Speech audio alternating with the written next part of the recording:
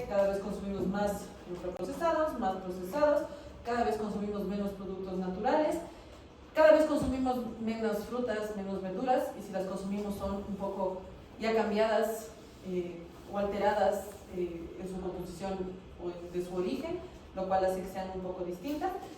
Y cada vez consumimos más bebidas que no son agua. A pesar de todas las advertencias que tenemos, no solo por parte de los médicos, de los profesionales de salud, sino también al alcance de todos, ¿no es cierto? Si ustedes se meten a alguna red social, si ustedes ven a uno de estos coaches o cualquier cosa de las que quieran hablar o pensar de lo que siguen, las recomendaciones suelen ser bastante sencillas, pero seguirlas es difícil. Entonces, cuando hablamos de litiasis renal, tenemos que entender que la composición de los cálculos es distinta, ¿no es cierto? En prevalencia, la mayoría son debidos al calcio. Los de oxalato cálcico son casi entre un 70 o un 80%, los de fosfato cálcico el 15%, y el resto suelen ser los de cistina, los de ácido úrico y los de estruvita. Los de estruvita, menos del 1%, son los que deberían tratarse de buenas a primeras con antibióticos. Y a pesar de eso, casi todos, desde el inicio, se tratan con antibióticos. Les digo esto porque, entendiendo de qué es el cálculo, tenemos que mandar las indicaciones nutricionales. Entonces, aquí les puse del libro de Krauss para que vean que las causas de una litiasis renal son múltiples. Tenemos los trastornos concomitantes, los factores dietéticos y los familiares. Como decíamos, el tener un familiar de primer grado con antecedentes de litiasis renal casi duplica el riesgo de padecerlo. Los trastornos concomitantes, como el síndrome metabólico, que cada vez es más común en nuestro medio, cada vez tenemos más personas con obesidad, cada vez tenemos más personas con dislipidemia, con un mal índice cintura-cadera, cada vez tenemos más personas con resistencia a la insulina o con diabetes. El hiperparatiroidismo, ciertos síndromes de mala absorción, el tener infección de vías urinarias previas y también las cirugías bariátricas como la Yenner-Rux, que también en nuestro medio cada vez son más comunes. Es poca la gente que quiere bajar de peso por cambio de hábitos, más gente que quiere perder peso más rápido, además de forma más significativa, por medios quirúrgicos o la utilización de fármacos, ¿no es cierto? Esto sumado a factores dietéticos, que suelen ser dietas bajas en líquidos. Realmente en nuestras generaciones, la gente que tiene 40 años para abajo, estamos acostumbrados a andar con termos y tomar agua todo el tiempo, pero para los adultos, si ustedes conversan, es dificilísimo. Todos prefieren que no tienen sed. Entonces yo tomo un vaso tal vez del desayuno, uno al almuerzo, pero casi nadie tiene sed. Y pego la costumbre de andar siempre con botellas, con termos, lo cual hace que finalmente termines tomando mayor cantidad de agua. La baja ingesta de líquidos es uno de los factores predisponentes. Dietas bajas en calcio, ricas en oxalato, ya vamos a ver a qué nos referimos. Dietas ricas en sodio, comemos tantos ultraprocesados, además de que las sales del el alineo que más se utiliza a nivel mundial. Dietas muy ricas en proteínas de origen animal, fructosa alta y vitamina C alta. Cuando hablamos de la vitamina C alta, vamos a ver luego, nos referimos a la suplementación con vitamina C y no a la vitamina C que podemos encontrar en los alimentos. Estos tres, los trastornos concomitantes, los antecedentes familiares y los dietéticos, alteran o modifican la composición de la orina. No solo el volumen urinario, sino también el pH, y hace que haya una hipercalciuria, una hiperoxaluria, lo cual predispone a los cálculos renales. Y cuando una persona tiene cálculos renales, tenemos el tratamiento médico, el tratamiento nutricional. Sabemos que el tratamiento médico va primero a identificar y a tratar la causa. Después hay que hacer una recogida o recoger la orina, una orina de 24 horas. Si a alguno le ha tocado recoger una orina de 24 horas es tediosísimo, porque hay que, si es en casa, es ir cogiendo cada orina, poniendo en un frasco que no le dé el sol, eso, guardar por 24 horas, luego llevar lo más pronto al laboratorio, pero lo más seguro es que si una persona tiene un cálculo renal, va a estar hospitalizado, ¿no es cierto? Y eso hace que las cosas sean más sencillas, aunque siempre hay que poner que sea una ingesta discreta bien medida, porque la mayoría de veces solo se hace como por protocolo. Tenemos que analizar el cálculo, si es que se logra recogerlo, y de ahí distintas formas de extracción, desde la litotripsia, un tratamiento, o puede ser por medio de extracción manual, digámoslo así, por medio de cirugía, sea cual sea el tipo que se escoja, y tratamiento antimicrobiano y farmacológico en algunos de los casos. Todo esto acompañado de tratamiento nutricional que vamos a ir viendo a lo largo de la clase. Entonces, ¿por qué recoger una orina de 24 horas? Les puse esto solo para que ustedes se hagan una idea de la importancia y de todos los datos que nos puede dar una orina de 24 horas. No solo nos va a dar la cantidad total de orina producida en un día, que idealmente debería ser mayor a 2.5 litros al día, siempre mayor. Eso es algo sencillo, que es solo algo cuantitativo, pero de ahí nos va a dar también la cantidad de proteínas que están en la orina. Si hay una proteinuria, sabemos que no es lo normal, ¿no es cierto? Tenemos que hacer ciertos cambios y valorar la función renal, porque puede estar pasando algo. Y de ahí nos da cantidad de calcio, de sodio, de vitamina C, de vitaminas del grupo B, para hacer modificaciones, de oxalatos, para hacer modificaciones de ser necesario. Es decir, con esto podríamos usarlo como base para dar una dieta específica. Entonces, cuando hablamos de litiasis renal, tenemos que entender que existen 5 factores modificables que pueden hacer que el riesgo de una litiasis renal sea mayor o menor. Y les pongo estos 5 factores porque son factores sencillos de cambiar, no solo a modo de una prevención secundaria, sino a modo de prevención primaria. El índice de masa corporal, deberíamos intentar que la población tenga un índice de masa corporal adecuado. Un índice de masa corporal por debajo de lo recomendado o por encima, es decir, sobre 25, es riesgoso. El consumo de líquidos debe ser un consumo de líquidos adecuado. Acuérdense que el consumo se recomienda dependiendo el peso corporal de la persona, y que debería tomar en cuenta las situaciones como por ejemplo el clima. No es lo mismo vivir en Quito que vivir en Guayaquil. Debería tomar en cuenta también el ejercicio físico. Cuando una persona hace ejercicio requiere más de estos 25, 27 ml por kilogramo de peso corporal, y que además casi en su totalidad debería ser agua. Agua es lo que deberíamos recomendar. De ahí existen bebidas que incrementan y que disminuyen el riesgo. Les puse el alcohol aquí, un poco cuestionándonos, porque sí, la cerveza es diurética, ¿no es cierto? Entonces podría disminuir el riesgo. Pero como médicos no le vamos a pedir a los pacientes que empiecen a tomar cerveza porque es un diurético. Hay mejores diuréticos más allá del alcohol.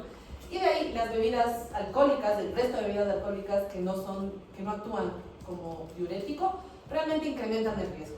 Pero de ahí tenemos otras que aumentan el riesgo, como son todas las bebidas azucaradas, ya sea con edulcorantes naturales como con edulcorantes artificiales, aunque eso está un poco dudoso de los artificiales, y otras que disminuyen el riesgo, nuevamente al ser diuréticos y al incrementar la cantidad de orina, como el café, el té, y que modifican el pH, como el jugo de naranja y el jugo de arándanos. El jugo de arándanos. Patrones dietéticos como la dieta DASH y la dieta mediterránea. Sabemos que son dos dietas ricas en fibra, mucha fruta, mucha verdura, muchas semillas, frutos secos, moderada en lácteos, sobre todo lactosadas, y bajas en proteínas de origen animal. Y las proteínas de origen animal que se consumen en estas dietas suelen ser blancas, tipo pescado, o pavos, cerdo, y haciendo hincapié en el pescado por lo menos 2 veces a la semana. El calcio, aquí tenemos una discrepancia. El calcio de la dieta realmente no parece aumentar el riesgo de litiasis renal, pero el calcio que tomamos en suplementos sí incrementa. ¿Por qué se les ocurre que esto puede pasar? Por la calciuria, hipercalciuria que se va a generar quizás por exceso. ¿Por qué por exceso? Porque digamos que tienen, digamos, no tienen indicación de suplementación de calcio, estaría tomando más de lo que necesita y se generaría lo demás. Ya, ¿qué más se les ocurre? O sea, puede haber debido a una suplementación, va a haber menos actividad osteoblástica.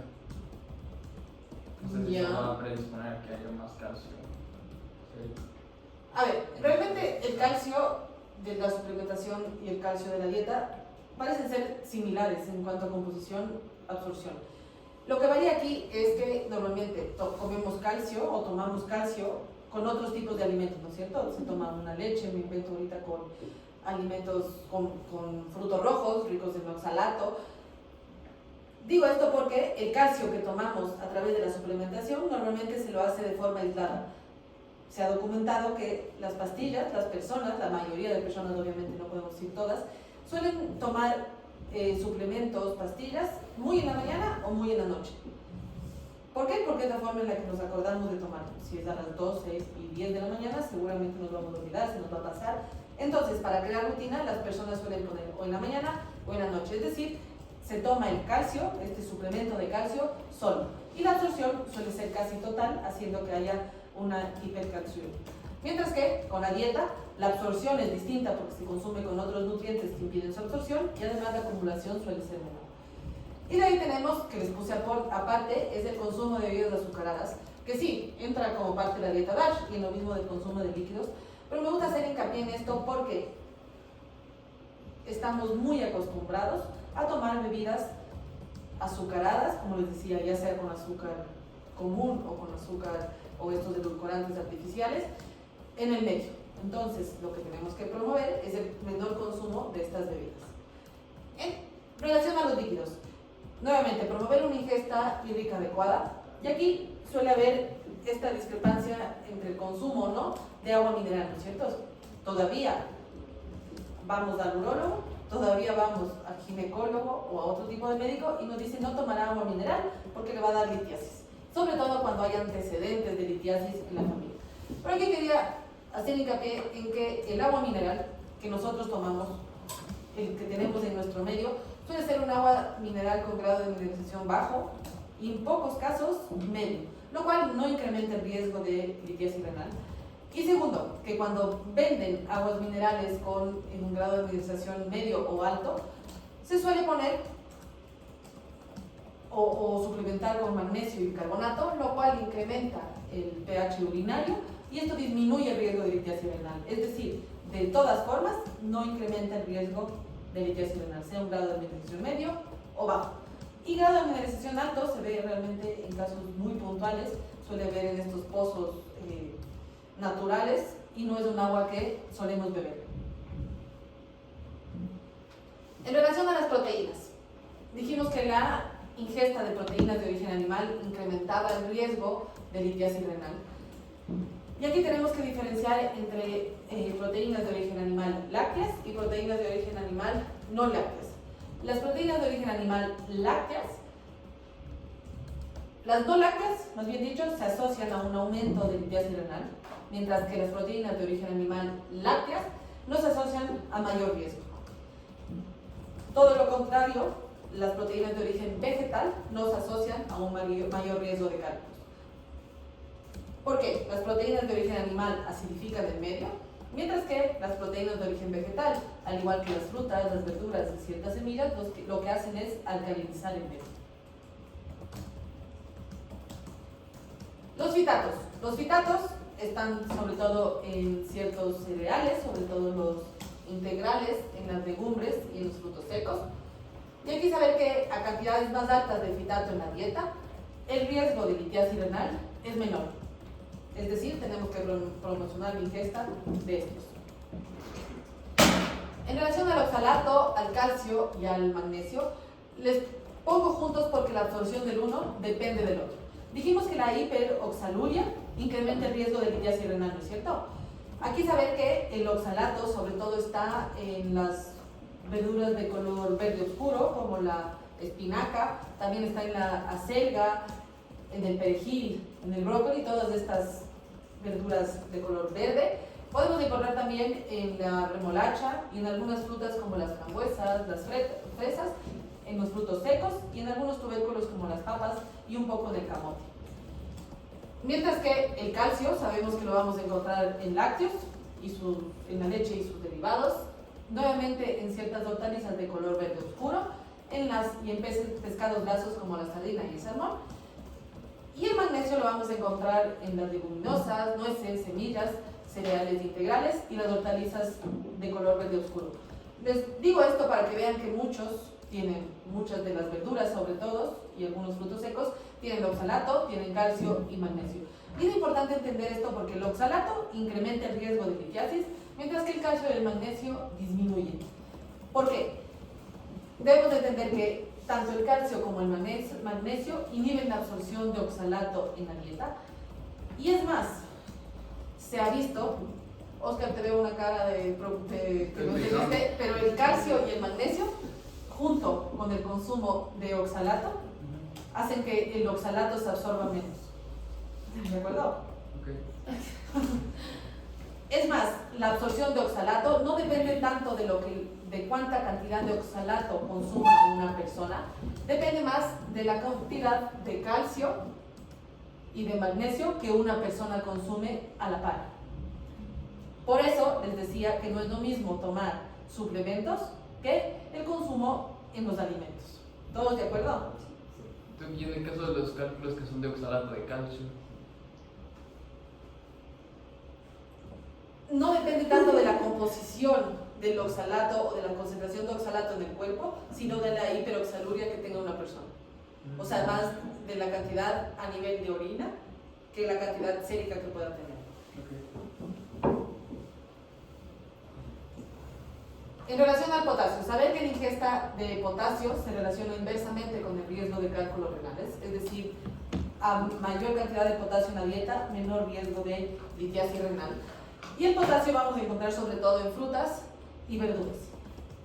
Nuevamente, contradiciéndonos a lo que decíamos anteriormente, del oxalato, o sea, de los otros tres, entender que sí, debemos recomendar una ingesta rica en frutas y verduras, disminuyendo el riesgo de frutas y verduras ricas en oxalato. Es decir, nuevamente disminuimos frutos rojos, si ustedes se ponen a pensar, algunas verduras las de color verde oscuro, como la selga, el perejil, la espinaca, y algunos tubérculos como la papa. Es decir, son dietas bastante sencillas de seguir porque no estamos reduciendo de forma significativa o alterando de forma significativa la dieta de una persona.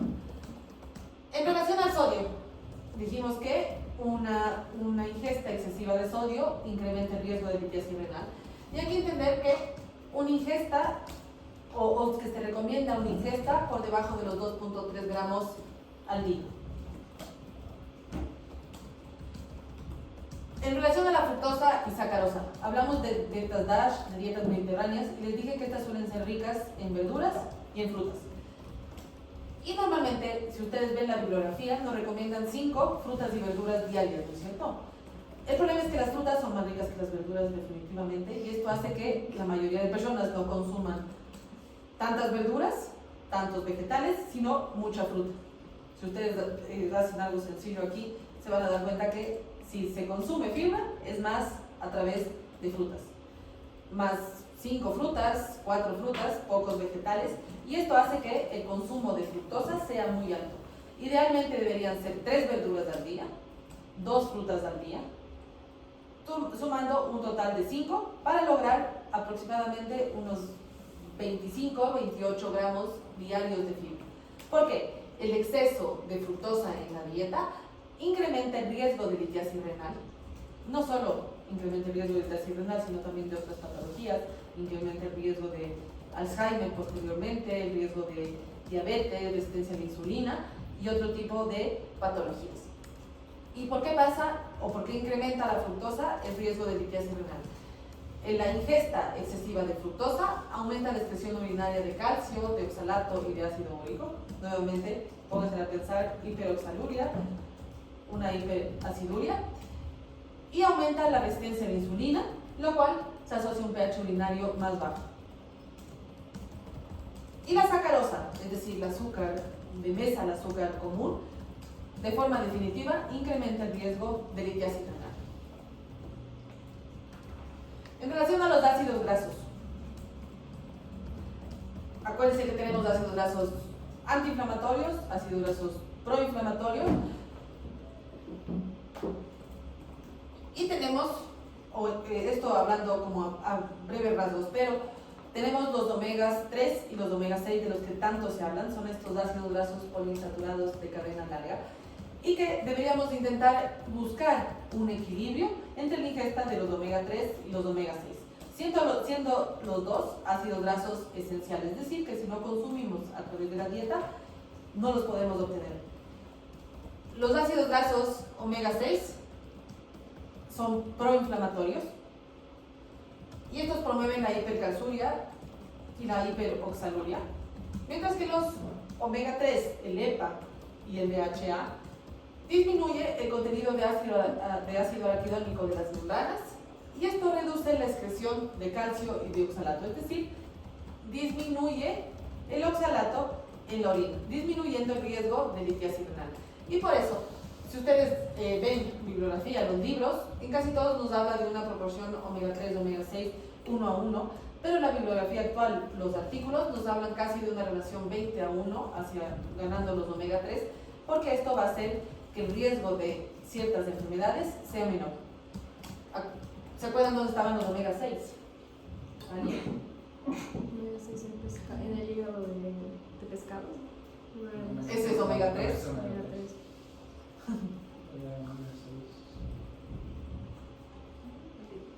Los omega 6 están ¿en dónde? Los aceites, pero los de... Oliva. Los aceites de girasol. Perfecto, están los aceites vegetales, en los productos de origen animal, toda la grasa de carne, pollo, pescado, no, carne, pollo, cerdo, pavo, suelen ser omega 6. En el huevo tiene gran cantidad de omega 6 y también algunas semillas como las semillas de linaza y algunos frutos secos. Mientras que los omega 3 están sobre todo en las algas, que nosotros como población consumimos casi nulo, tal vez cuando se come sushi, pero no estamos acostumbrados a comer algas, y en los pescados grasos como el salmón, la sardina, el atún, el arenque, el pez de espada, son pescados ricos en omega 3. Pero tampoco son pescados que consumamos nosotros de forma habitual, además de que aquí son pescados caros todos los que les nombré, y por eso la población los consume muy poco. Y está también el aceite, bueno, verdaderamente el aceite de oliva y el aguacate tienen omega 9, que también es importante porque es antiinflamatorio. Les digo esto y quiero que ustedes piensen en sus dietas. Casi consumimos omega 6, muy poco omega 3, es decir, el equilibrio está invertido a lo recomendado. Y ya para finalizar, en relación a las vitaminas, vamos a hablar de 3 vitaminas: la vitamina C, la vitamina D y la vitamina B6. En relación a la vitamina D, saber que esta vitamina es un poco controvertida. Si ustedes un poco se acuerdan un poco de la etapa de la pandemia, aquí hubo un boom de la vitamina D. ¿Por qué? Porque nos dimos cuenta que la deficiencia de vitamina D disminuía el estado inmunológico de las personas. Además que justo en esta época salieron muchos estudios en los que decían que el riesgo de deficiencia de vitamina D era mayor al que pensábamos antes. Antes se pensaba que la vitamina D o el riesgo de deficiencia de vitamina D estaba más en personas que viven en lugares muy extremos, la Antártida, en estos países nórdicos donde hay periodos muy largos sin luz solar, personas que usan velo, la burka por ejemplo, y que era más en mujeres. En esta etapa, en esta época de la pandemia, se dieron cuenta que muchas personas tienen deficiencia, o tal vez no una deficiencia, pero estados poco adecuados de esta vitamina, porque estamos cada vez más acostumbrados a pasar bajo techo, con luz artificial, casi no nos damos al sol porque nos han dicho que nos va a dar cáncer de piel, entonces nos da miedo el sol. Y esto hace que la deficiencia de esta vitamina sea mayor. Además de que el consumo de los pocos alimentos, el 10% que va a venir de alimentos, son hongos, que el consumo puede ser adecuado, pero no sé si han visto cómo se crean, cómo se cosechan los hongos actualmente. Ya no es sembríos, sino es unos como cubitos donde está el hongo con luz artificial, es decir, ese hongo tiene cero vitamina D. Y pescados grasos, nuevamente como el salmón, el arenque, que el consumo suele ser bajo. El consumo adecuado de estos es más en los países nórdicos, en lugares extremos como Alaska, pero en países como el nuestro suele ser muy bajo. Entonces, se debe suplementar la vitamina D en casos necesarios, en personas que tengan deficiencia o valores en el límite inferior. Cantidades inferiores podría incrementar el riesgo, pero no tenemos que suplementar a todas las personas como se lo hacía por un tiempo. En relación a la vitamina C, saber que los alimentos ricos en vitamina C ayudan o disminuyen el riesgo de litiasis renal, pero que los suplementos podrían incrementar. Si ustedes se ponen a pensar, 1000 gramos al día de vitamina C, no tienen ningún suplemento. Suelen tener 1 gramo, y ahora que están tan de moda los sueros de vitamina C, tienen 10 gramos. O sea, ninguno va a llegar a 1000 gramos al día. Sin embargo, se ha visto que con cantidades muy altas de vitamina C a modo de suplementos, el riesgo puede ser mayor. Y la vitamina B6. La vitamina B6 es un cofactor necesario para el metabolismo del oxalato, es decir, es fundamental. Y sobre todo en personas que tienen dietas un poco extremas, personas que no consumen proteínas de origen animal, el riesgo de deficiencia de esta vitamina podría ser mayor. Y por eso, no debemos suplementar vitaminas del grupo B de no ser necesario, pero en personas que tienen deficiencia por alguna razón, tendríamos que suplementar. Entonces, todo lo que hemos hablado se traduce nuevamente en los 2 patrones alimentarios, en la dieta DASH y en la dieta mediterránea. Como dijimos antes, estas dos dietas tienen en común en que suelen ser ricas en frutas, en verduras, moderadas en productos lácteos y baja en proteínas de origen animal. Y esta cantidad de proteínas de origen animal hacen hincapié en el consumo de pescado y básicamente huevo. Es muy raro en la dieta mediterránea y en la dieta DASH el consumo de dietas de proteínas de proteínas que vengan de carnes rojas. En nuestro medio el consumo de carnes rojas en cambio suele ser altísimo. Yo veo la consulta, son 3-4 días a la semana como mínimo en la población general.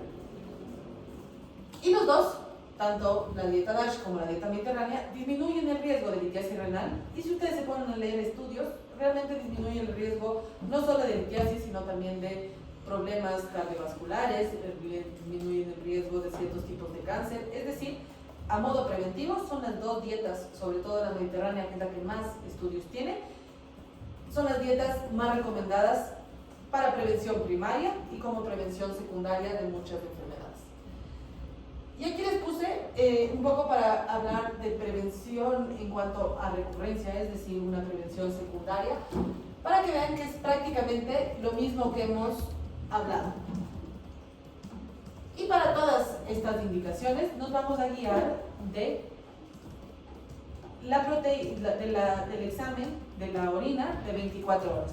Depende mucho del cálculo también, pero en términos generales, todos los que les pongo acá, el aumento de ingesta de líquidos, una ingesta de calcio adecuado, una ingesta de proteínas vegetales alta, ingesta de proteínas animales baja, fomentando las lácteas versus las no lácteas, ingesta de oxalato baja, con una buena ingesta de frutas, verduras, evitando las ricas en oxalato, y una ingesta de sacarosa y fructosa baja, son los que no solo nos ayudan, como les decía antes, en prevención primaria, sino también en la prevención secundaria.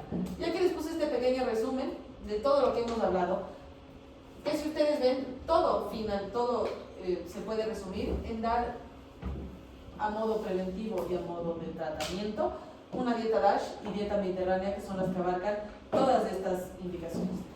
Y con esto acabamos la clase. No sé si tengan preguntas, tengan dudas. ¿Nada? Perfecto, entonces conversen entre ustedes qué día pueden para vernos y tomar la prueba. Y cualquier duda me avisa. Listo. Gracias.